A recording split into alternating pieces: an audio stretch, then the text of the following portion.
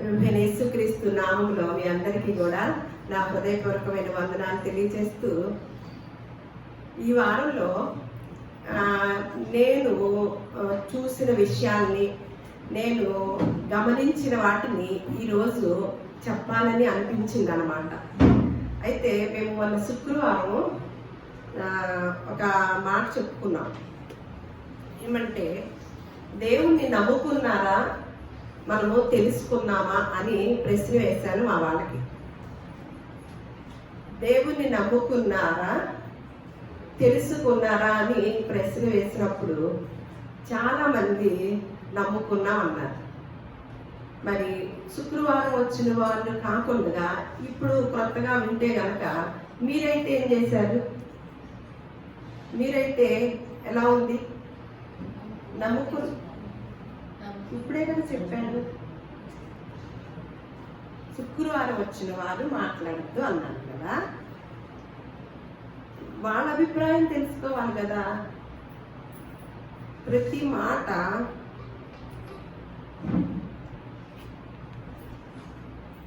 మీరైతే ఏమనుకుంటారు?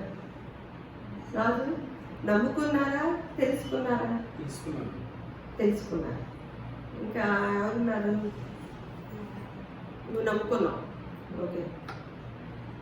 ఇంకెవరున్నారు? శ్యామల, నమ్ముకున్నావు. ఉషా అంటూ లేదా? తెలుసుకున్నావు. నమ్ముకుంటానికి తెలుసుకోవటానికి వ్యత్యాసం ఏమన్నా ఉందా? ముందు ఎలా నమ్ముకుంటాము? దేవుని సన్నిధికి ఎలా వస్తాము? ముందు స్టార్టింగ్ కాదు. ముందు మామూలుగా ఏదో మన కుటుంబంలో ఎవరి ద్వారా విని, ఆ నోట ఈ నోట విని దేవుడు గొప్ప కార్యాలు చేస్తాడంట, ఒకవేళ పెద్ద అనారోగ్యం వస్తే తగ్గిస్తాడంట, లేదు పెద్ద సమస్యల నుంచి విడుదలిస్తాడంట అని విని వస్తాం. దాన్ని ఏమంటారు? నమ్మకం అంటారు.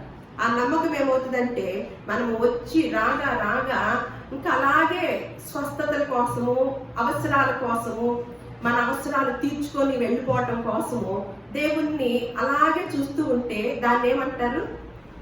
నమ్మకమే అంటారు. తెలుసుకోవటం అంటారా? తర్వాత ఏదో ఒక అవసరత కొరకు వచ్చిన దగ్గర నుంచి మనం ఎలా ఉండాలి? ఎలా ఉండాలంట? తెలుసుకోవాలి. అంటే ఎప్పుడైతే తెలుసుకోగలుగుతామో, దేవుని గురించి మరంతగా తెలుసుకుంటూ ఉంటామో, ఆ గొప్పతనాన్ని, ఆయన యొక్క విశిష్టతను తెలుసుకున్న కొలది మనలో విశ్వాసం అనేది పెరుగుతూ ఉంటదన్నమాట. కానీ ప్రపంచంలో చాలా మంది క్రైస్తవులు నమ్మకంలోనే ఉండిపోయారు. తెలుసుకుంటే కొన్ని దేవుని యొక్క ఆజ్ఞలను, దేవుని యొక్క నిర్ణయించిన కట్టడలను దాటి వెళ్ళిపోరన్నమాట.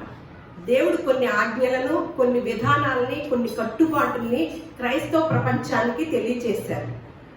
నమ్ముకోవటంలో ఉండబట్టే వాటిని అవి మీరి వాళ్ళ ఇష్టానుసారంగానే ఉండటం జరుగుతుంది అన్నమాట. అదే తెలుసుకుంటే, యేసుక్రీస్తు వారిని ఎలాగైతే ఆయన భూలోకంలో ఉండగా ఏవైతే చెప్పారో, ఎలాగైతే అనుసరించారో వాటినే మనము వెంబడించడానికి అవకాశం ఉంటుంది. అందుకనే పౌలు గారు, ఎందుకంటే యేసుక్రీస్తు వారి తర్వాత పౌలు గారు గొప్ప వ్యక్తిగా మనం చూస్తాం అన్నమాట. ఎందుకంటే, నేను క్రీస్తుని పోలి నడుచుకున్నట్లు మీరు నన్ను పోలి నడుచుకోండి. నేను యేసుక్రీస్తు వారిని తూచ తప్పకుండా నడిచిన వాణ్ణి కాబట్టి నేను మీ మధ్యలో ఉండి మీకు ఈ మాట నేను విన్నవించుకుంటున్నాను అని తెలియజేసిన పౌలు గారు ఎబ్రీ పత్రికలు రాస్తూ, ఎబ్రీ పత్రికలో ఒక మాట మాట్లాడుతున్నారనమాట. క్రైస్తవ ప్రపంచానికి ఒక మాట చెప్తున్నారు. ఎబ్రీకి రాసిన పత్రిక 5వ అధ్యాయము 12-14 చూద్దాం. 12 నుంచి 14. కాలమును బట్టి చూచితే మీరు బోధకులుగా ఉండవలసిన వారై ఉండగా, దేవోక్తులలో మొదటి మూల పాఠములను ఒకడు మరలా మీకు బోధింపవలసి వచ్చును. మీరు పాలు త్రాగవలసిన వారే కాని బలమైన ఆహారము తినగలిగిన వారు కాదు. మరియు పాలు త్రాగు ప్రతి వాడును శిశువే కనుక నీతి వాక్య విషయములో అనుభవం లేనివాడై ఉన్నాడు. వయసు వచ్చిన వారు అభ్యాసము చేత మేలు కీడులను వివేచించుటకు సాధకము చేయబడిన జ్ఞానేంద్రియములు కలిగి ఉన్నారు. ఎంత అర్థవంతంగా రాశారోనండి క్రైస్తవ ప్రపంచానికి. కాలమును బట్టి చూస్తే ఎలా ఉండాలంట క్రైస్తవులు? ఇంకొకరికి బోధించే వారుగా ఉండవలసిన వారై ఉండగా వారే మరలా మూల పాఠాల దగ్గరికి యేసుక్రీస్తు వారు వచ్చి పాత నిబంధనలో ఉన్న విధానాన్ని అంతటిని కూడా కొట్టివేసి మరలా ధర్మశాస్త్రం అంతా నెరవేర్చి క్రొత్త నిబంధన అనే దాన్ని మనకి ఇచ్చి వెళ్ళారనమాట. క్రొత్త నిబంధన అనేది ఒకటి మన ముందు పెట్టి క్రొత్త ఆజ్ఞలను మనకి ప్రవేశపెట్టారు. వాటిలో కొన్ని మనం తర్వాత చూస్తాము. కానీ ఎలా ఉంటున్నారంట, అలా కనుక ఉన్న వాళ్ళైతే మీరు పాలు తాగవలసిన వారే, కానీ ఇలాగే ఉంటే గనక బోధకులు అవ్వాల్సిన వారు కూడా ఏమవుతున్నారంట, మళ్ళా పాలు త్రాగేవాళ్ళు. ఇప్పుడు చిన్న పాప ఉంది, చిన్న పాపకి ఏమిస్తాము? పాలు ఇస్తాము. పెరిగే కొంది ఏమిస్తాము? పెరిగే కొందికి ఏం పెడతామండి? బలమైన ఆహారం. మరి ఆ పాపే పాలే తాగుతాను అందంటే ఏం చేస్తాము? ఎన్ని హాస్పిటల్ చుట్టూ తిరుగుతాము. అమ్మో మా అమ్మాయి వయసు వచ్చిన అందరూ కూడా కిలోలు బియ్యం తినేస్తుంటే మా అమ్మాయి అన్న పాలే తాగుతుంది, మా అబ్బాయి అన్న పాలే తాగుతున్నాడు, ఇంకేం విటమిన్స్ అందుతాయి, చాలా డేంజర్ లో ఉంది అని హాస్పిటల్ తిప్పని హాస్పిటల్కి ఉండదు కదా. మరి మన పరిస్థితి ఏంటి? మన వయసు ఎంత? దేవునిలో వచ్చి దేవుని నెరిగి తెలుసుకున్నాం అన్నాం కదా. మరి నమ్ముకున్నామో తెలుసుకున్నామో ఇప్పుడు తెలుస్తుంది చివరిలో మనం. మరి నమ్ముకున్న వారమైతే మన వయసు ఎలా ఉండాలండి? ఘనమైన పదార్థం తినే అంత అరాయించుకోగలిగే ఏ మాటలు చెప్పినా, ఎటువంటి ఇబ్బందికరమైన సహించలేని మాటలు చెప్పినా అరాయించుకునే విధానం ఉండాలన్నమాట. అందుకని పౌలు గారు బాధపడుతూ చెప్తూ, మరియు మీరు పాలు త్రాగవలసిన వాడు శిశువే కనుక ఇప్పుడు చెప్తున్నాడు, నీతి వాక్య విషయంలో అనుభవం లేని వాడై ఉన్నాడంట. అందుకని ఇలాంటి వారికి ఏమవుతుందంట, పాలు త్రాగే వారు లాగానే ఉంటే కనుక నీతి వాక్య విషయంలో అనుభవము లేని వాడై ఉన్నాడంట. దీనిలో నష్టం ఏం జరిగింది? మన భౌతికంగా ఆహార విషయంలో తేడా వచ్చినప్పుడు ఏమన్నా శారీరకమైన ఎదుగుదలని కోల్పోతాం. పాలే అన్ని విటమిన్స్ తీసుకోకుండా పాలు మాత్రమే తీసుకుంటే శారీరకంగా భౌతికంగా ఎదిగే విషయంలో అన్ని కోల్పోతూ ఉంటాం అన్నమాట. మరి ఆత్మీయంగా మనము ఎదిగే విషయంలో ఏమి కోల్పోతామంట? నీతి వాక్య విషయంలో అనుభవం లేని వాడై ఉన్నాడంట. వయసు వచ్చిన వారంట. కానీ వయసు వచ్చిన వారు ఏం చేస్తారంట? అభ్యాసం చేత ఏం చేస్తారంటే వీళ్ళు మేలు కీడులను వివేచించుటకు సాధకము చేయబడిన జ్ఞానేంద్రియములు కలిగి ఉన్నారంట. అంటే మేలేది కీడేది అని ఆలోచించే వయసు. అంటే వయసు వచ్చిన వారన్నప్పుడు కింద పరిపూర్ణులు అని ఉంటది అనమాట. అంటే పరిపూర్ణులుగా అన్నిటిలో కూడా పరిపూర్ణులుగా ఉండటానికి అవకాశం ఉంటుంది. అంటే దేవుడు దేన్ని మేలు అన్నాడు, దేవుడు దేన్ని కీడు అన్నాడు అనేది వివేచన చేసుకునే జ్ఞాన ఆత్మలు మనకి దేవుడు అనుగ్రహిస్తున్నాడు అన్నమాట. అంటే క్రైస్తవ ప్రపంచానికి మరి అటువంటి విధానంలో ఉన్నారంటారా? ఇంకా పాలు త్రాగుతూనే ఉండి నమ్ముకున్న స్టేజీలోనే ఉన్నారంటారా? దేవుడు ఏది మేలు అన్నాడో అది అవగాహన అయి ఉంటది అనమాట. ఎవరికి? పరిపూర్ణులైన వారికి. ఏది కీడు అన్నాడో దేవుడు అది అవగాహన అయి ఉంటది. ఎవరికి? పరిపూర్ణులైన వారికి. అందుకనే యెషయా గ్రంథంలో ఒక మాట ఉంటుంది అనమాట. బయట ప్రపంచంతో పాటు మనకి బయట ప్రపంచాన్ని మనం ఏం చేయలేము, కానీ మనము దేవుని సన్నిధికి వచ్చే మనము మన కొరకు రాయించిన పరిశుద్ధ గ్రంథం అండి ఇది. బయట ప్రపంచానికి కొన్ని మాటలు ఆపాదిస్తూ ఉంటాం, కానీ ఎవరికి కాదు. ఎవరైతే చదువుతారో, ఎవరైతే పరిశీలన చేస్తూ ఉంటారో వారికి మాత్రమే రాసిన మాటలు అన్నమాట. అందుకని యెషయా గ్రంథము 5వ అధ్యాయము 20వ వచనంలో కీడు మేలనియు మేలు కీడనియు చెప్పుకొని చీకటి వెలుగనియు వెలుగు చీకటనియు ఎంచుకొని వారికి శ్రమ. ఏం చేస్తున్నారంట? బయట ప్రపంచంలో కీడు మేలు అంటున్నారంట, మేలు కీడు అంటున్నారంట. చీకటి ఏమన్నా వెలుగు అంటున్నారంట, వెలుగునేమన్నా చీకటి అంటున్నారంట.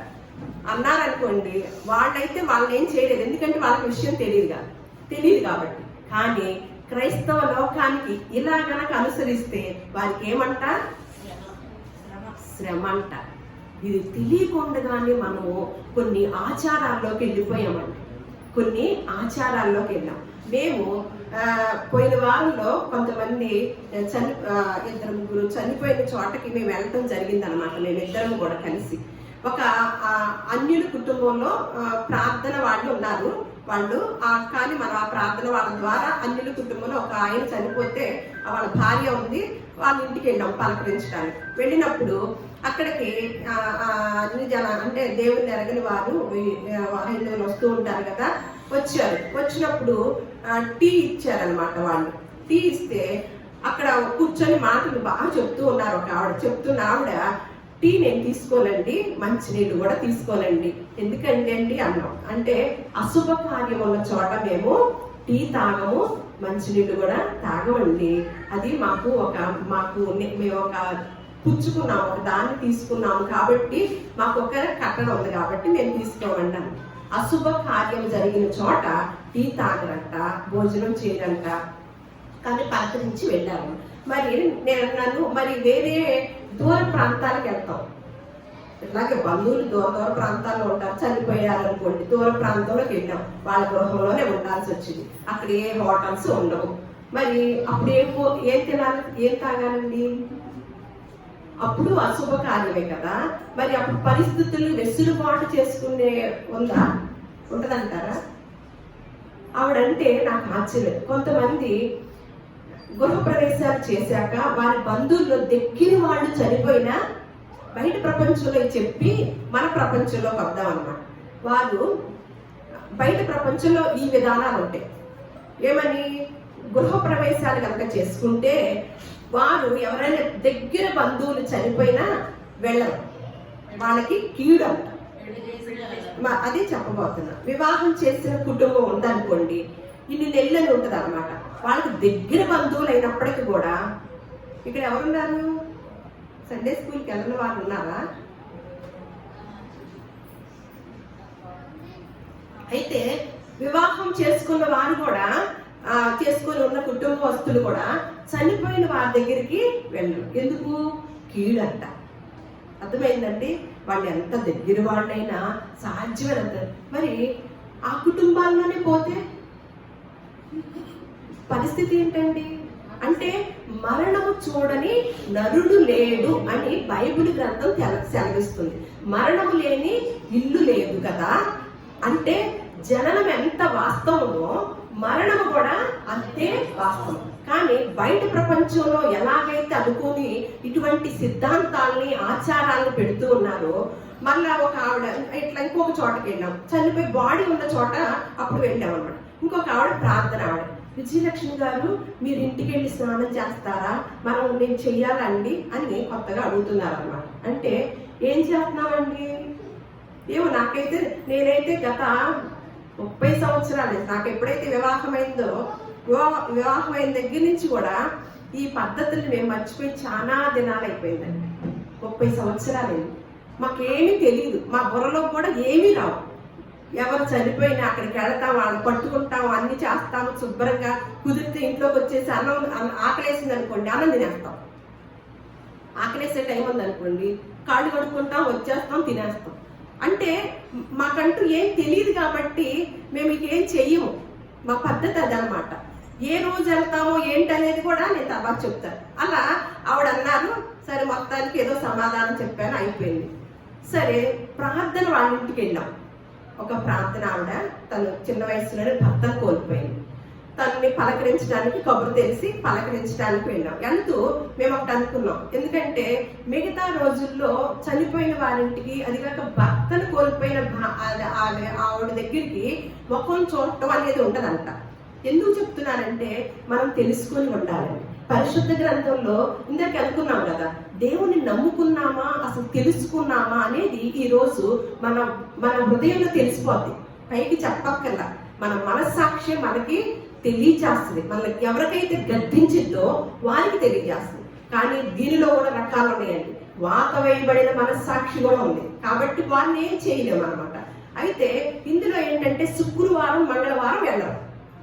మీకు తెలుసా, నాకు కూడా ప్రార్థన వాళ్ళు చెప్తేనే తెలిసింది. ప్రార్థన వాళ్ళు చెప్తేనే కొన్ని సంవత్సరాల క్రితం ఈ విషయం తెలిసిందన్నమాట. ఆ మాట నేను పట్టుకొని మేము ప్రశాంతంగా వారి బాధలో మేము కూడా ఒక ప్రార్థన చెయ్యాలి, వారి బాధలో పాలిభాగస్తులయ్యి వాళ్ళకి ఓదార్చాలని మాకు బాగా ఎక్కువ టైం ఉంటుంది కాబట్టి శుక్రవారం మంగళవారమే వెళ్ళుకుంటాం మేము. ఈ విషయం నాకు తెలుసు కాబట్టి సరే అలాగే మంగళవారం వెళ్ళానమాట. వెళితే చాలా ప్రశాంతంగా, ఇంట్లో ఎవ్వరూ లేరు. అక్క నిన్నైతే అసలు రాత్రి 11 పొద్దున్నుంచి రాత్రి 11 దాకా కూడా ఖాళీ లేదక్క, అంతమంది వచ్చారక్క అసలు అని వాళ్ళమ్మ కూడా, అమ్మ లెగోలే అసలు లేచి మంచి భోజనం కూడా చేయలేదమ్మా, అలా అయిపోయింది, అంతమంది వచ్చారు అని. వీళ్ళందరూ ఎవరు? ప్రార్థన వాళ్ళు. మంగళవారం ఒక్క ప్రార్థన వాళ్ళు కూడా రాదు. తను ప్రార్థన కుటుంబం, ప్రార్థన వాళ్ళే బోల్డ్ మంది తెలుసు వాళ్ళకి, ఒక్కళ్ళు కూడా రావాలి. అంటే ఎంత ఖాళీయో చూసుకోండి మంగళవారం. సరే దేవుని సంకల్పం మనం ప్రతి అడుగులో ఎక్కడ ఏ అడుగు వేసినా, ఏ గృహంలో వేసినా మన ఆధీనంలో ఉందని అనుకుంటాం, మన ఇష్టానుసారంగా ఆ గృహానికి వెళ్ళామని అనుకుంటాం. కానీ మనము దేవుని పేరట వెళ్ళేది మాత్రము దేవుని సంకల్పం ప్రకారమే అక్కడికి వెళతాం అన్నమాట. మేము అలా ప్రశాంతంగా వెళ్ళటం వలన అక్కడ ఒక డిస్కషన్ జరిగినప్పుడు మేము ఒక సలహా ఇవ్వటం జరిగిందనమాట. సమాధి కట్టే దానిలో దీని గురించి కూడా తెలుసుకొని ఉండాలని మీకు వివరిస్తున్నాను అనమాట. సమాధి కట్టాలని ఒక సెంటిమెంట్ ఉంటుంది కదా, కంపల్సరిగా పాపం ఏమైనా అనుకుంటారు, భర్త బాగా బ్రతికి ఉన్నారు, కాస్త డబ్బులు ఉన్నాయా కదా ఇదివరకు రోజుల్లో అని అనుకుంటారు కదా అని అలా అడిగారంట. అక్కడ పూడ్చిపెట్టిన చోట అడిగితే సమాధి కట్టడానికి 2.5 లక్షలు అడిగాడు. 2.5 లక్షలు అడిగితే వీళ్ళ దగ్గర ఏమైనా డబ్బులు లేవు, ఏదో అప్పో ఎప్పటికే ఎన్నో సంవత్సరాల నుంచి ఆయనకు బాగోక ఎన్నో డబ్బులు అయిపోయినాయి. మళ్ళా సరిగదా ఎంతో మందికి అప్పులు ఇచ్చేసి వాళ్ళు ఇవ్వక చాలా ఇబ్బందుల్లో ఉన్నారు. ఎలాగో అప్పు చేసి ఏదో ఒకటి చేసి మొత్తానికి జ్ఞాపకార్థ కోటాలు పెడతారు. మన దానికి తోడు 2.5 లక్షలు పిల్లలిద్దరు ఏమన్నా చదువుల్లో ఆగిపోయారు, సగం చదువులే ఉన్నాయి, సగంలోనే ఉన్నారు చదువులు, ఇంకా వాళ్ళకి పూర్తి చేయాలి. మరి వాళ్ళకి ఏం చేయాలండి? ఏం చేయాలి? సమాధి కట్టకపోతే ఆత్మ వెళ్ళిపోదా దేవుడి సన్నిధానానికి? వెళ్ళిద్దంటారా వెళ్ళదంటారా? అంటే పేదవారు అంటారు, మరి ఏం చేయలేరు. కరోనా టైంలో ఉంది, సమాధులు కట్టారా, పుడిచారా అంటే ప్రతి దానికి సమాధానం బైబిల్ గ్రంథం ఒక సిద్ధాంతాన్ని ఏమి ప్రవేశపెట్టలేదండి. అలాంటి సిద్ధాంతాన్ని అంటే అన్ని సందర్భాల్లో అన్ని రకాల వారికి సంబంధించిన విషయాలే మాత్రమే రాయించి ఉంచారు. అంటే మేమేమన్నాము వెళ్ళి అసలు ఆ డబ్బులు ఉంటే సమాధికి 2.5 మళ్ళా ఆ బర్రెల దొడ్లోకి ఇంకొక వ్యక్తులు రాకూడదంట. ఆ ప్యాకేజ్ అనేది వాళ్ళే చేయాలంట. మళ్ళీ అదొక సిస్టమ్. మనం ఎవరైనా కట్టించుకున్నామంటే కుదరదంట. అలా చెప్పడం వల్ల ఈ 2.5 లక్షలు ఉంటే పిల్లల చదువుకొచ్చిద్దా? తర్వాత ఈ ఆత్మ వెళ్ళిపోయింది, ఎడబాటు అయిపోయింది. ఇక ఈ బంధము, ఈ కుటుంబంతో ఆ మనిషికి బంధం లేదు, ఇక జ్ఞాపకాలు లేవు, ఇక ఏం తెలియదు. ఎందుకంటే సొలొమోను గారు రాశారు, ఇక చనిపోయిన వారికి భూలోకంలో వంతే లేదు. వాళ్ళు ప్రేమించరంట, పగబెట్టుకోరంట, నాకు సమాధి కట్టలేదు కదా నీ పని చూస్తాను అనలేదంట. లేదు, నాకు ప్రేమ ఉంది కాబట్టి నేను ఈ సహాయం చేస్తాను అని కూడా అనలేరు. ఏది కూడా చేయలేరు కదా. అలాంటప్పుడు మనకి గ్రంథంలో తెలియచేసి ఉండగా మేము అన్నాము, లేదమ్మా దానివల్ల ఉపయోగం ఏమి ఉండదు, దాన్ని అలా సిద్ధాంతం ఏమి లేదు, మాకు తెలిసి మీరు 2.5 లక్షలు ఉంటే మీ పిల్లలకు పనికొస్తాయి అమ్మా అని మొత్తానికి ఒక సలహా ఇచ్చి ఆ డిస్కషన్లో మేము వెళ్ళటం, ఆ సలహా ఇవ్వటం.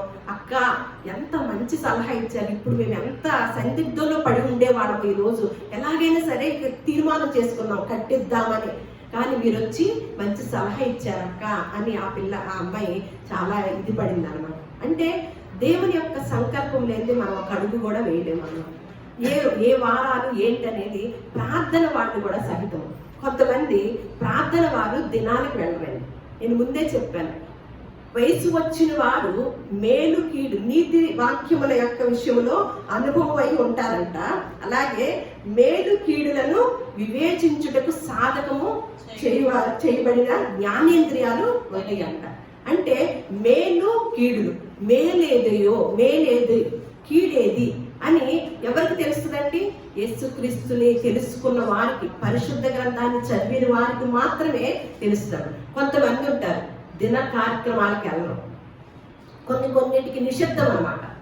మేము తినమని వాళ్ళకి తెలియచేసి చెప్పేస్తారు. అప్పుడు వాళ్ళు మీ వాళ్ళలోనే కొంతమంది తినరు, కొంతమంది తింటారు. ఏంటో మరి మీ బైబిలే కదా ఇన్ని రకాలు రాసుందా అని చెప్పినప్పుడు ఎవరు ఏం జవాబు చెప్పాల్సి వచ్చిందండి? అందుకనే పరిశుద్ధ గ్రంథంలో ఏముందో చూద్దాము ఒకసారి. ఈ పద్ధతుల కోసము కొలస్సీలకు రాసిన పత్రిక 2వ అధ్యాయం 20వ వచనంలో, మీరు క్రీస్తుతో కూడా లోకము యొక్క మూల పాఠముల విషయమై వృద్ధి పొందిన వారైతే లోకములో బ్రతుకుచున్నట్టుగా మనుషుల ఆజ్ఞలను పద్ధతులను అనుసరించి చేత పట్టుకొనవద్దు, రుచి చూడవద్దు, ముట్టవద్దు అని విధులను మీరు లోపడనేలా అవన్నీ వాడుకొనుట చేత నశించిపోవును అని కొలస్సీ సంఘానికి రాస్తూ పౌలు గారు చెప్తున్న మాట అన్నమాట. అలా చెప్తూ ఇదే పౌలు గారు ఏది మేలు అంటున్నాడో ఒకసారి ఫిలిప్పీలకు రాసిన పత్రిక 1వ అధ్యాయము 21వ వచనం. ఇందాకే అన్నాను, వయసు వచ్చిన వారైతే పరిపూర్ణులైతే మేలు కీడులను వివేచించే జ్ఞానేంద్రియములు కలిగిన వారై ఉంటారన్నమాట. ఏది మేలు, పరిశుద్ధ గ్రంథంలో ఏది మేలు? దానికి ముందు మనము ఈ మాట మాట్లాడుకునే ముందు ఒక మాట సొలొమోను గారు పాత నిబంధనలో ప్రసంగి గ్రంథంలో 7వ అధ్యాయం 1వ వచనం, సుగంధ తైలము కంటే మంచి పేరు మేలు, ఒకని జన్మదినము కంటే మరణ దినమే మేలు, విందు జరుగుచున్న ఇంటికి పోవుట కంటే ప్రలాపించుచున్న వారి ఇంటికి పోవుట మేలు, ఎలయనగా మరణము అందరికీ వచ్చును గనుక బ్రతుకు వారు దానిని మనస్సున పెట్టుదురు. ఎక్కడ ఏది మేలు అంటున్నారండి? ఒకని జన్మదినము కంటే మరణ దినమే మేలు. బయట ప్రపంచానికి మరణం అంటే ఏంటో తెలియదు కాబట్టి వారు దేన్నిగా ఏమిగా ఎంచుకున్నారండి? కీడుగా ఎంచుకున్నారు. కానీ జన్మదినం ఎంత ప్రాధాన్యతో దానికి మించిన ప్రాధాన్యత మరణదినం అన్నమాట. అసలు అదే మనకి ఫైనల్. అర్థమైందా? మనము ఏ లోకానికి వెళ్ళాలనేది నిశ్చయించుకునే దినం ఏదైనా ఉందంటే మనది ఆ మరణ దినమే అనమాట. అంటే అంత గొప్ప మేలు అనమాట. మనం తీసుకునే నిర్ణయాల ద్వారా మనం వెళ్ళవలసిన చోటుకి వెళ్ళే ఆ యొక్క అవకాశం దేని ద్వారా వచ్చిందంటే మరణ దినము ద్వారా వచ్చింది అనమాట. అందుకనే జ్ఞాని అయిన సొలొమోను గారు ఒకని జన్మదినము కంటే మరణ దినము మేలు అన్నాడు. క్రైస్తవ ప్రపంచానికి ఏది మేలు అని తెలియజేసిందండి? ఏది మేలు అనుకుంటున్నారండి? మళ్ళా అందుకనే ఇటువంటివి తెలుసుకున్న వాడే పౌలు గారు ఫిలిప్పీలకు రాస్తూ 1వ అధ్యాయం 21వ వచనంలో, నా మట్టుకైతే బ్రతుకుట క్రీస్తే, చావైతే లాభమే. మనకేమి లాభం అండి? ఏదైనా బిజినెస్ చేస్తే వచ్చే లాభాన్ని ఎంత ఆస్వాదిస్తూ ఉంటామండి. ఏదన్నా తలపెట్టినప్పుడు ఏమి లాభం ఉందా అని అంటారు. కొంతమంది అంటారు, మీ ఇంటికి వస్తా ఏమి తెస్తావు, మా ఇంటికి వస్తూ ఏదో అంటారు కదా సామెత. అంటే ఎక్కువ ప్రతి దానిలో కూడా లాభం చూస్తాం అనమాట. ఆఖరికి దేవుని పనిలో కూడా లాభం చూస్తాం. కానీ ఇక్కడ పౌలు గారు ఏమంటున్నారు? నా మట్టుకైతే బ్రతుకుట క్రీస్తే, చావైతే. ఇవన్నీ ఎరిగిన వాడే పౌలు గారు చావైతే లాభం. ఎప్పుడు లాభాన్ని చేకూర్చిద్దండి? ఎప్పుడు లాభాన్ని చేకూర్చింది? ఇలా లాభాన్ని మాట్లాడుకునే వాళ్ళ గురించి కూడా చూసి మనము ఎప్పుడు లాభాన్ని చేకూర్చిద్దో చూద్దాము. యాకోబు రాసిన పత్రిక 4వ అధ్యాయము 11వ వచనంలో బయట ప్రపంచంలో లాభాన్ని ఎలాగా అనుకుంటారో, నేడైనను రేపైనను ఒకానొక పట్టణంకి వెళ్ళి అక్కడ 1 సంవత్సరం నుండి ఉండి వ్యాపారం చేసి లాభము సంపాదించమని రండని చెప్పుకొని వాళ్ళారా అని. ఏంటంట? నేడైనను రేపైనను ఒకానొక పట్టణానికి వెళ్ళి ఏం చేస్తారంట? అక్కడ 1 సంవత్సరం అన్న ఉండి వ్యాపారం చేసుకొని లాభము ఏం చేస్తారంట? లాభం సంపాదించుకొని వచ్చి వాళ్ళారా అనుకుంటున్నారా? రేపేమి సంభవించునో మీకు తెలియదు అని. మీ జీవము ఏ పాటిది? సంవత్సరం ప్లాన్ వేస్తున్నారా? అందులో కూడా లాభం అనుకుంటున్నారా? అంటే భౌతికంగా ఏదో ఒక లాభాన్ని పొందుకోవాలనే మనిషి యొక్క తత్వం అన్నమాట. ఈ భూలోకంలో నివాసం చేసినంత కాలము లాభాన్నే చూసుకుంటున్నారు. కానీ పరిశుద్ధ గ్రంథంలో ఉన్న విధానాన్ని, పరిశుద్ధ గ్రంథంలో తెలియజేసిన లాభాన్ని వెతికేవారు క్రైస్తవంలో కూడా లేరండి. క్రైస్తవంలోనే లేరు. ముందు బయట ప్రపంచం గురించి మాట్లాడతలేదు. ఇక్కడ అంటూ మళ్ళా ప్రసంగి గ్రంథము 3వ అధ్యాయం 9వ వచనంలో అలా కష్టపడి లాభమే తెచ్చుకున్నాం అనుకోండి, బాగా సంపాదించుకున్నాం అనుకోండి. ఎందుకంటే వారమంతా డబ్బు సంపాదించే విషయము లేదు, ఏ ప్రయత్నం చేసినా మాకెంత లాభం అండి అనే ఆలోచనతోనే ఉన్నామా? ఈ వారములో నేను దేవుని కొరకు ఎంత నిలబడి ఉన్నాను, ఈ రోజంతా దేవుని కొరకు ఎంత ఆలోచించాను, ఆ రాత్రి ఆలోచించుకొని లాభం ఎంతో నష్టం ఎంతో ఆలోచించుకుంటున్నారు ఎప్పుడన్నా? డబ్బులు లెక్క పెట్టి సాయంత్రానికి వచ్చి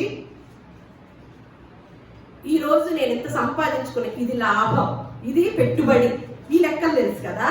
కానీ ఈ రోజు నేను దేవునికి ఏం చేశాను, ఈ రోజు మొత్తంలో దేవుడు ఇచ్చిన అవకాశాన్ని దేవుని కొరకు ఏమైనా నేను ఖర్చు పెట్టానా, దేవుని కొరకు ఏమైనా నేను ఆలోచించానా, దేవుని ధ్యానంలో ఏమైనా ఉన్నానా, లేకపోతే నా కుటుంబ విషయాల్లోనూ లోక విషయాల్లోనే నా బుర్రంతా లాభ నష్టాలను ఎంచుకుంటుందా అని ఒక రోజు నైట్ అంతా రోజంతా ఉండి ఆ రాత్రి పూట లాభం ఎంతో నష్టం ఎంతో వేసుకోండి.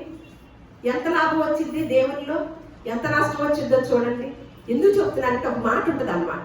ఇక్కడ ఏమంటున్నాడంటే ప్రసంగి గారు, ఎంత కష్టపడి సంపాదించుకున్న భౌతికంగా వచ్చిన సంపాదన వల్ల కష్టపడిన వారికి తమ కష్టం వలన వచ్చిన లాభమేమి అని 5వ అధ్యాయం 15వ వచనంలో, వాడు అంటే మనిషి ఏ ప్రకారముగా తల్లి గర్భం నుండి వచ్చినో ఆ ప్రకారముగానే తాను వచ్చినట్లే దిగంబరిగానే మరలా పోవును. తాను ప్రయాసపడి చేసుకున్న దానిలో ఏదైనాను చేత పట్టుకొని పోడు.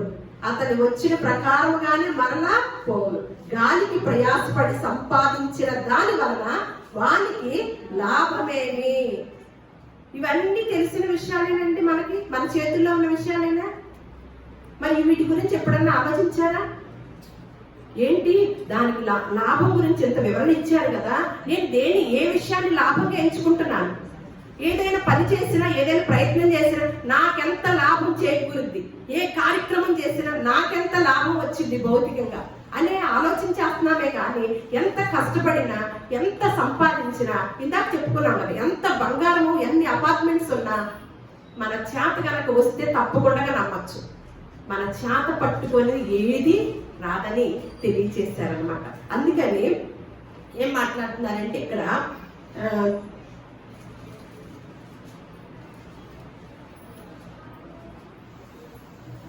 మనము అందుకని 1 తిమోతికి రాసిన పత్రిక 6:6లో ఇందాక చెప్తున్నాను కదా, సంతుష్టి సహితమైన దైవ భక్తి గొప్ప లాభ సాధనమై ఉన్నది.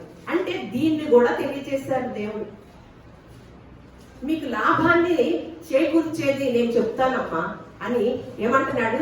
సంతుష్టి సహితమైన దైవ భక్తి గొప్ప గొప్ప లాభ సాధనమై ఉంది. అందుకే దాని దగ్గర కూడా ఉంది. మనము ఈ లోకానికి ఏమి తీసుకొని రాలేదు, ఈ లోకంలో నుంచి ఏది తీసుకొని కూడా పోలేదు. కాబట్టి భూలోకంలో ఉండగా ఏది లాభమో, ఏది మేలో, ఏది కీడో మీరు వివేచించండి. మీకు ఆ జ్ఞానేంద్రియాలను ఇస్తున్నాను. ఎందుకంటే బుద్ధి జ్ఞాన సర్వ సంపదలు కలిగిన యేసు క్రీస్తు వారిని మనము అనుసరించుతున్నాం కదా. మరి అనుసరించినప్పుడు ఆ జ్ఞానేంద్రియములు మనకి కలగచేస్తాడంటారా? అనుసరించిన వారికి. అందుకనే దేని లాభంగా ఉంటుందో మళ్ళా సొలొమోను గారు చెప్తున్నారు. మనకి ఏది లాభం అవుతుందో ఇక్కడ చూసాం. భక్తి దైవ భక్తి అంట సంతుష్టి సహితమైన, అంటే తృప్తి కలిగిన భక్తి. ఈ రోజు నేను ఈ భక్తి చేస్తున్నానంటే, ఈ దేవుణ్ణి అనుసరిస్తున్నానంటే నాకు ఎంత తృప్తిగా ఉందోనండి. నేను ఎన్ని మార్లు అనుకుంటాను, భలే మంచి నిర్ణయం తీసుకున్నాం మా జీవితాల్లో. మేము ఒకప్పుడు ఇటువంటి జ్ఞానాన్ని పొందుకోలేని కుటుంబాలు మావి, కానీ ఎంత మంచి మా జీవితంలో ఒక మంచి నిర్ణయం తీసుకున్నాం. ఎలా అంటే ఇంత గొప్ప దేవుణ్ణి, ఇంత మంచి దేవుని, ఇంత క్రియేటర్ని, ఇంత సృష్టికర్తని, ఇంత ప్రేమమయుణ్ణి, ఇంత కరుణమయుణ్ణి తెలుసుకునే గొప్ప అవకాశం ఇచ్చింది. అబ్బా, ఈ జీవితానికి ఇక చాలు. ఇందులో ఏమొస్తుందండి? సంతుష్టి సహితమైన తృప్తి కలిగిన దైవభక్తి మనకేం చేసుకొచ్చిందంట? గొప్ప లాభ సాధనమై కూర్చుంటదంటండి. చిట్కా, లాజిక్ అన్నమాట. సామెతల గ్రంథం 13:13లో ఆజ్ఞను తిరస్కరించువాడు అందువలన శిక్షనుందును, ఆజ్ఞ విషయమై భయభక్తులు గలవాడు లాభము పొందునంట. ఏం పొందుకుంటాడు? లాభము పొందుకుంటాడంట. ఏ విషయంలో? ఆజ్ఞ విషయంలో లాభం పొందుకుంటాడంట. అందుకని కీర్తనల గ్రంథము 116:15 ఏమంటున్నాడంటే, యెహోవా భక్తుల మరణము ఆయన దృష్టికి విలువ కలిగిందంట, విలువ గలదంట. చనిపోయేటప్పుడు భక్తునిగా చనిపోతే గనక ఏమవుతుంది? దేవుని దృష్టికే విలువ అన్నమాట. భక్తుడిగా ఉండాలంటే సంతుష్టి సహితమైన భక్తిని చెయ్యాలన్నమాట. అప్పుడు మనకి గొప్ప లాభాన్ని తెచ్చిపెట్టింది. దేవుని దృష్టికి కూడా మన మరణము ఎలా ఉంటదంట? విలువ కలిగిందై ఉంటదంట. చూడండి, మరణం గురించి ఎంత గొప్పగా తెలియచేస్తున్నాడో చూడండి, ఎంత గొప్పగాను. బయట ప్రపంచంలో మేలునేమన్నా కీడు అంటున్నారు, లాభాన్ని ఏమన్నా నష్టం అంటున్నారు, కీడునేమన్నా మేలు అంటున్నారు. ఎవరింటికి వెళ్ళాలో, ఎవరి దగ్గరికి వెళ్ళాలో, ఏం చెయ్యాలో ఒక కట్టుబాట్లు పెట్టుకొని, మనం అందరం ఒక బిడ్డలమైనా, ఒక తల్లి బిడ్డలమైనా, ఒక తండ్రిని సేవించే దేవుడు సేవిస్తున్న వారమైనా, ఒకే సృష్టికర్త సృష్టించిన బిడ్డలమైనా మనము. ఇందులో కూడా కుల మతాలు, కులాలు. అందుకని పౌలు గారు అంటారు, ఇందులో క్రీస్తుని ఎవరైతే ధరించుతారో యూదుడని లేడు, గ్రీసు దేశస్థుడని లేదు, అలాగే స్త్రీ అని లేదు, పురుషుడని లేదు, ఏ భేదము మీరు ఉండకూడదు. ఇది దేవుని యొక్క ఆజ్ఞ. మరి ఈ ఆజ్ఞని ఎంతమంది పాటిస్తున్నారు? మనం ఎప్పుడైతే మన కాదు వెళ్ళు అని మనం వ్యత్యాసం చూపిస్తున్నామో దేవుని యొక్క సృష్టిని వెక్కిరించిన వారు అవుతున్నామన్నమాట. వారు మాత్రమే క్రీస్తు సంబంధులని మనకి గలతీయులకు రాసిన పత్రికలో ఉందన్నమాట. యెహోవా భక్తుల మరణము ఆయన దృష్టికి విలువ కలిగిందంట. ప్రకటన గ్రంథము 14:13లో ప్రభువునందు మృతులు ధన్యులు, ప్రభువునందు మృతి పొందిన మృతులు ధన్యులు. కీడ నష్టమా? ధన్యులంట. అందుకనే 1 కొరింథీయులకు రాసిన పత్రిక 15:22 ఆదామునందు అందరూ ఎలాగ మృతి పొందుచున్నారో అలాగనే క్రీస్తునందు అందరూ బ్రతికింపబడుదురు. ఎందుకంటే నేను ఇందాకే చెప్పాను, మరణం అనేది కీలకమైన పరిణామం అన్నమాట. అది కీలకం. మనకి ఎవరైనా ఈ ఓట్లు కీలకం అండి అని చెవులు రిక్కించి వింటా ఉంటాం. ఈ ఓట్లు పడితే ఈ మన నాయకుడు గెలుస్తాడా లేదా, ఇది కనుక మిస్ అయితే అబ్బా మన నాయకుడు రాడే అని, ఇదే కీలకం, ఈ ప్రాంతమే కీలకం అంటారు కదా. మనకేం కీలకమో తెలుసండి? మన మరణమే కీలకం అన్నమాట. భక్తుడిగా వెళితే విలువగా ఉంటుంది, మేలుగా ఉంటుంది. భక్తి గనక లేకుండా ఉంటే కీడుగా ఉంటుంది, నష్టంగా ఉంటుంది. మనము మరి మరణం అయితే ఏమవుతుందండి, మరణించాక ఏమవుతుందండి అని ప్రశ్న రావచ్చు. మరణించాక ఏం జరిగిద్దండి మీకు తెలుసా అంటే, పుట్టుక గురించి, జీవన విధానం గురించి, మరణం గురించి, మరణించి తిరిగి లెగవటం గురించి ఎంతో వివరంగా తెలియచేసిన గ్రంథము మన పరిశుద్ధ గ్రంథం అండి. ఏది కూడా బయట ప్రపంచంలో తెలుసుకోవాలి, ఇది రాసిలేదే అనటానికి వీలు లేకుండా అన్ని విషయాల్ని రాయించి ఉంచిన గ్రంథముగా మన చేతుల్లో పెట్టినప్పుడు మనకి పరిశోధన లేదు కదా, మనకి ధ్యానం లేదు కదా. అందుకని మనకి అవగాహన లేక మనదొక రకం విధానము, మనం కొన్ని సిద్ధాంతాలని మొదటి నుంచి తెచ్చుకున్నవి అలాగే అనుసరిస్తూ ఉన్నామన్నమాట, అలాగే వెళుతూ ఉన్నాం. అందుకనే ఇలా అన్నారంట, బ్రతుకుతారన్నారు కదా. వారు ఎలా బ్రతుకుతారంట? ఆదామునందు అందరూ ఎలాగ మృతి పొందుచున్నారో అలాగనే క్రీస్తునందు అందరూ బ్రతికింపబడదు. దానికి ప్రశ్న వచ్చిందంటండి, ఎట్లా బ్రతుకుతారు చచ్చిపోయిన వాళ్ళు అని మనలాంటి ఆయనే ప్రశ్న వేశారంట. అప్పుడు అదే కొరింథీయులకు రాసిన పత్రిక 35 అయితే మృతులు ఎలాగూ లేతురు, అసలు మృతులు చచ్చిపోయిన వాళ్ళు ఎలా బ్రతుకుతారు అని ప్రశ్న వేస్తున్నారనమాట. అప్పుడు వారెట్టి శరీరంలో వత్తులని ఒకడు మనలాగే అడుగుతారంట. అప్పుడు సమాధానం వస్తుంది. ఓ అవివేకి, ఓ అవివేకి, నీవు విత్తునది చచ్చితేనే గాని బ్రతికింపబడదు కదా. నీవు విత్తిన దానిని చూడగా అది గోధుమ గింజైనను సరే, మరి ఏ గింజైనను సరే వట్టి గింజలే విత్తుచున్నావుగా, నీ పుట్టబోవు శరీరమును విత్తుటలేదు. అయితే దేవుడే తన చిత్త ప్రకారము నీ విత్తుదానికి శరీరము ఇచ్చును, మరియు ప్రతి విత్తనమునకును దాని శరీరము ఇచ్చును. చూడండి ఎంత వివరణ. బయట ప్రపంచంలో ప్రకృతిని చూడమంటే, ప్రకృతిని ఇంట్లో విషయాలు చూడటంలోనే వారం అంతా గడిచిపోద్ది. ఇంట్లో వాళ్ళ పిల్లల విషయం గురించి ఆలోచించడంలోనే వారం అంతా గడిచిపోద్ది. మీరు ఇలాగే చేస్తూ ఉంటే మనం చాలా నష్టపోతామని. దేవుణ్ణి కనుక పరిశీలనగా కనుక తెలుసుకోకపోతే, దేవుడు మేలు కీడులు ఏది మనకి తెలియచేసి ఏ విధముగా తెలియచేశాడు, ఏది లాభమో ఏది నష్టమో అనేది వివరణ కనుక తెలుసుకోకపోతే మనం కన్ను మోసినప్పుడు ఎక్కడ ఉంటామండి? అపవాదికి ఏర్పాటు చేసిన పాతాళంలో ఉండవలసి వచ్చిందండి. అప్పుడు మా బోధకులు చెప్పారే, అయ్యో నేను చెవి పెట్టలేకపోయాను, వినలేకపోయాను. సామెతలో ఉంటది అనమాట ఆ మాట. మా బోధకులు చెప్పారే, ఒకప్పుడు మేము నిద్రపోయాము, మేము వినలేదు, మర్చిపోయాము, తర్వాత ఇంటికి వచ్చి బైబిల్ చూసుకోలేదు. అయ్యో అన్నా కూడా కుదరదండి, కుదరదు. అందుకని ప్రకృతిలో మనం ఒక ఉట్టి గింజనే వెతుకుతున్నాం. దాని శరీరాన్ని ఎలా వస్తుందండి భూమిలోకి వేశాక? ఏ సైంటిస్ట్ చెప్పగలడండి? ఏ జ్ఞానం కలిగిన వారు చెప్పగలరండి? అది ఒక్క దేవుడికి మాత్రమే సాధ్యం. అందుకనే మనం అనుసరించే దేవుడు పునరుద్ధానుడైన దేవుడు అన్నమాట. మనకి మరణించి తిరిగి లేకపోతే ఈ ప్రార్థన అక్కర్లా, ఈ మందిరాలు అక్కర్లా.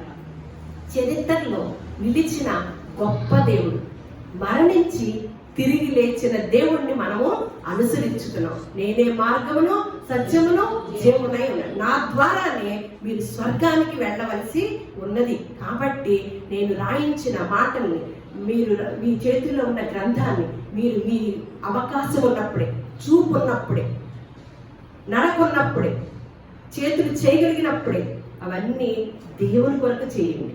ఆ తర్వాత మీరు వీటిని చూస్తున్నారే, ఆ శరీరాన్ని పొందుకుంటారు. మనం ఉట్టి గింజనే వెతుకుతున్నాం. ఏమంటున్నాడు? ఓ అవివేకి, ఇది కూడా తెలీదా అని ఎలా మాట్లాడుతున్నాడో చూడండి దేవుడు. అలా ఉట్టి గింజనే వెతుకుతున్నాం అన్నమాట. మనం ఏం చేయాలి? భూలోకంలో ఆ శరీరాన్ని ధరించుకోవాలంటే, మహిమ కలిగిన శరీరాన్ని ధరించుకోవాలంటే, అందుకని హెబ్రీయులకు రాసిన పత్రిక 4:10 మనం సేవించే దేవుడు అంట భూలోకానికి వచ్చి మార్గదర్శకుడు కదా. దేవుడు తన కార్యములను ముగించి విశ్రమించిన ప్రకారము ఆయన యొక్క విశ్రాంతిలో ప్రవేశించిన వాడు కూడా తన కార్యములను ముగించి విశ్రమించు. ఏ కార్యాలు చేస్తున్నాం? అలనాడు అపోస్తలులు కార్యాలు చేసి ఒక గ్రంథాన్నే ముద్రించారు. అందుకని అపోస్తలుల కార్యములు అని గ్రంథానికి పేరు. మరి దేవుడు, మనం సేవించే దేవుడు తన పనులు ముగించుకొని, తన కార్యాలు ముగించుకొని విశ్రమించిన ప్రకారం ఎవరైతే దేవుని కార్యాలు చేసి ముగించుతారో వారికి మాత్రమే విశ్రాంతిలోకి వెళ్ళే అవకాశం అన్నమాట. అటువంటి ఆధిక్యతను దేవుడు ఏది మేలని చెప్పాడో, ఏది కీడని చెప్పాడో, ఏది మంచిదన్నాడో, ఏది లాభం అన్నాడో, ఏది నష్టం అన్నాడో క్రైస్తవులమైన మనకు క్లారిటీగా ఇచ్చినప్పటికీ కూడా ఎవరైతే ఆచారాన్ని అనుసరించుతున్నారో దేవుని యొక్క మాటను ధిక్కరించిన వారై ఉన్నారు. మనం తెలుసుకున్న వారము కాదు. మన జీవితం అంతా నమ్ముకోవటంలోనే గడిచిపోతుంది. అది గుర్తెరిగిన వారమే జ్ఞాన వివేకములు కలిగిన జ్ఞానేంద్రియములను దేవుడు ప్రసాదించాలని ప్రార్థన చేద్దాం. అటువంటి ఆధిక్యతను, అటువంటి జ్ఞాన వివేకములను కూడి వచ్చిన మనందరికీ కూడా దేవుడు నిండుగా అనుగ్రహించును గాక.